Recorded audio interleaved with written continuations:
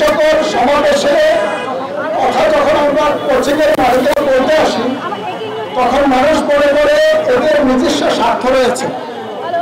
কারণ 35 বছর যদি বয়স হয়, সেক্ষেত্রে এদের ব্যবসা আরো জমজমাট হবে। বাস্তবতা কি? বাস্তবতা হচ্ছে 35 বছর বয়স হলে সবচেয়ে বেশি ক্ষতিগ্রস্ত হবে জব কোচিংয়ের মালিকরা। কারণ বর্তমান প্রেক্ষাপটে একজন প্রার্থী অনার্স কমপ্লিট করার পরে বা মাস্টার্স কমপ্লিট করার পরে 3 থেকে 5 বছর সময় পায় চাকরিতে আবেদন করার জন্য। যখন বয়স 35 হবে, তখন 10 বছরের মতো সময় পাবে আবেদন করার জন্য, বা 8 বছরের মতো সময় পাবে। এতে করে যেটা হবে, প্রার্থীরা নিজেরা পড়াশোনা করবে, পাশাপাশি বিভিন্ন ইকোনমিক অ্যাক্টিভিটিসে নিজেকে নিয়োগ করবে। হতে পারে সেটা টিউশন, হতে পারে প্রাইভেট জব, হতে পারে ছোটখাটো কোনো ব্যবসা। এবং সে ইকোনমিক অ্যাক্টিভিটিসে নিজেকে যখন যুক্ত করবে, তখন জিডিপির আকার বড় হবে, জিডিপিতে কন্ট্রিবিউশন বাড়বে। যারা বলছেন যে 35 বছর বয়স হলে আমাদের বেকারত্ব বাড়বে, তার সাথে সম্পূর্ণভাবে আমি দ্বিমত পোষণ করছি।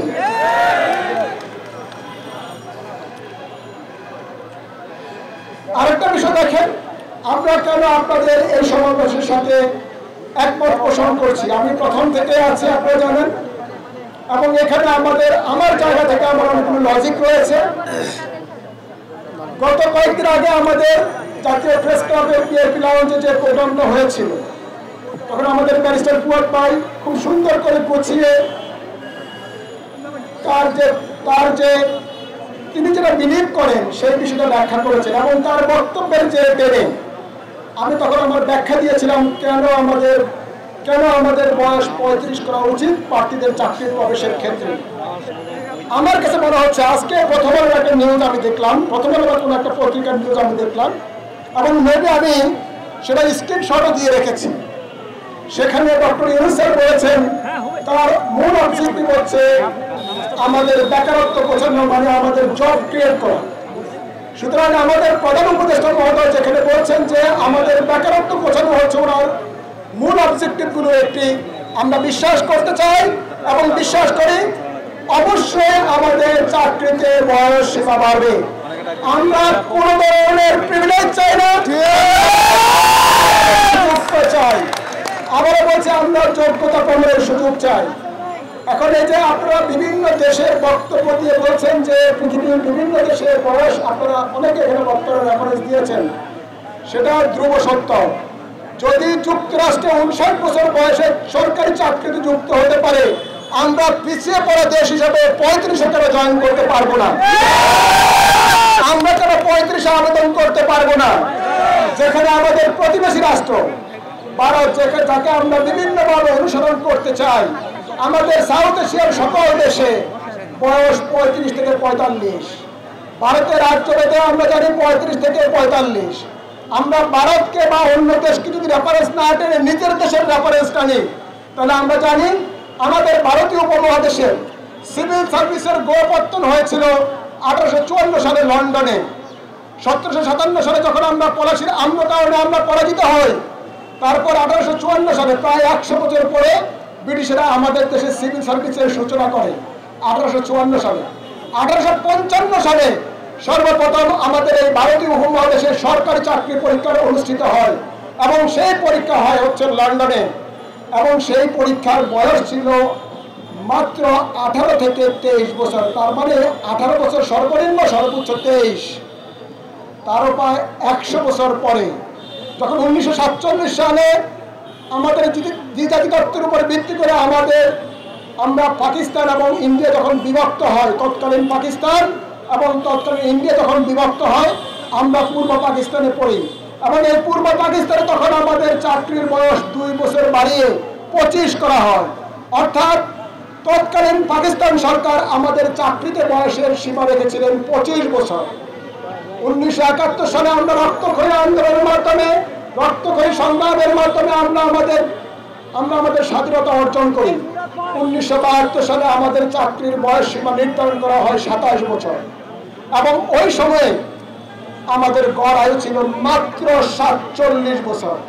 47 বছর গড় আয়ু থাকাকালীন আমাদের চাকরির প্রবেশের বয়স সীমা ছিল 27 বছর। পরবর্তীতে 1991 সাল যখন আমাদের গড় আয়ু হয় 57 বছর, তখন চাকরিতে প্রবেশের বয়স করা হয় কত বছর? 30 বছর। 1991 সাল থেকে বর্তমানে কত সাল? 2024 সাল। প্রায় 33 বছর পার হয়ে আমাদের গড় আয়ু আরো 16 বছর বৃদ্ধি পেয়ে আমাদের গড় আয়ু কত হয়েছে? গড় আয়ু 73। কিন্তু 16 বছর গড় আয়ু হয়েছে, সময়ের পরিক্রমা 33 বছর হারিয়েছে, বাট আমাদের চাকরিতে প্রবেশের বয়স সীমার কোনো পরিবর্তন হয় না। অতীত সরকার, বিগত সরকার যারা দীর্ঘদিন ক্ষমতা ছিল, অনেকে ফ্যাসিবাদী সরকার বলেন, বিভিন্নজন বিভিন্নভাবে আখ্যায়িত করেন। 12 বছর সংগ্রাম করেছেন আপনারা নির্যাতিত হয়েছেন, কখনো কোনো ধরনের সহিংসতা ছাড়া আপনারা আন্দোলন করেছেন, বাট তারা এই আন্দোলন মেনে নেয় নাই। আপনারা দেখেন, আমরা 33 বছর পার করেছি।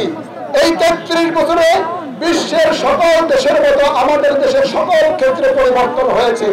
আমাদের শিক্ষা ক্ষেত্রে পরিবর্তন হয়েছে, অর্থনৈতিক অগ্রযাত্রা হয়েছে, আমাদের গড় আয়ু হয়েছে, আমাদের জিডিপির আকার বেড়েছে, আমাদের কর্মক্ষেত্র বেড়েছে, আমাদের এক্সপোর্ট বেড়েছে, আমাদের রেভিনিউ ফ্লো বেড়েছে। বাট দুঃখের বিষয় হচ্ছে আমাদের অধিকারের খর্ব হয়েছে আগের থেকে অনেক বেশি। আমরা মানবাধিকারের কথা বলি, আমার চাকরি পাওয়ার অধিকার কি আমার মানবাধিকারের মধ্যে পড়ে না? আমি যেমন বেঁচে থাকার অধিকার রয়েছে, তেমনি আমার কর্ম করার অধিকার রয়েছে, এবং সেই কর্ম করার অধিকার উন্মুক্ত রাখতে হবে। আমি 35 চাই না, আমি উন্মুক্ত চাই। আমি উন্মুক্ত চাই। 35 তো করতেই হবে শর্ত সাপেক্ষে। আমরা কি চাচ্ছি? আমরা উন্মুক্ত চাচ্ছি। আমার বিশ্বাস, যেখানে ডক্টর ইউনূস স্যার আমাদের বর্তমান বাংলাদেশের অভিভাবক, আমাদের সরকারের অভিভাবক, সারা পৃথিবীর মানুষ তার দিকে তাকিয়ে থাকে। আমি গতকালকে প্রথম আলোর রিপোর্টে দেখিয়েছি, বিশ্বের 92 জন নোবেল লরেট, আবারও বলছি, বিশ্বের 92 জন নোবেল লরেট সহ প্রায় 2 শতাধিক বিশ্ব নেতা ডক্টর ইউনূস স্যারের সরকারকে সাপোর্ট দিতে বলেছেন। আমরা ডক্টর ইউনূস স্যারকে যতদিন ইচ্ছে, যতদিন তিনি আমাদের দেশ ভালোভাবে পরিচালনা করবেন, ততদিন সাপোর্ট দিয়ে যেতে চাই।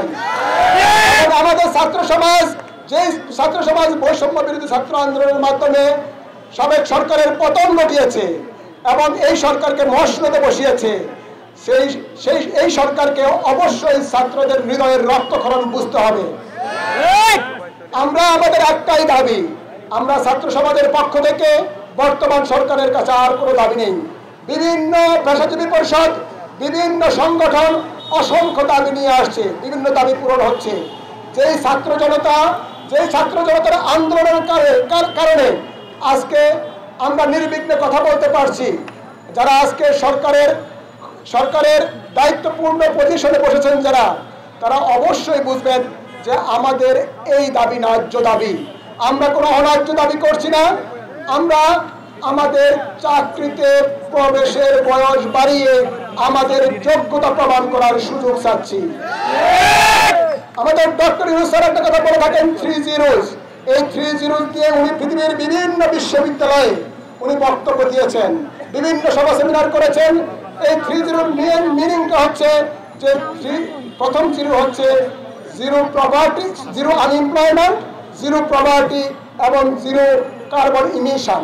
তাহলে দেখেন, জিরো আনএমপ্লয়মেন্ট, অথচ আপনারা চাকরি পাওয়ার জন্য, চাকরিতে প্রবেশের জন্য, যোগ্যতা প্রমাণ করার জন্য সুযোগ চাচ্ছেন। আপনারা তো কেউ চাকরি চাচ্ছেন না, আপনারা আপনাদের কি চাচ্ছেন? সুতরাং আনএমপ্লয়মেন্ট দূর করার জন্য, ডক্টর ইউনূস স্যারের প্রথম শর্ত পূরণ করার জন্য আমাদেরকে আমাদের যোগ্যতা প্রমাণ করার সুযোগ দিতে হবে।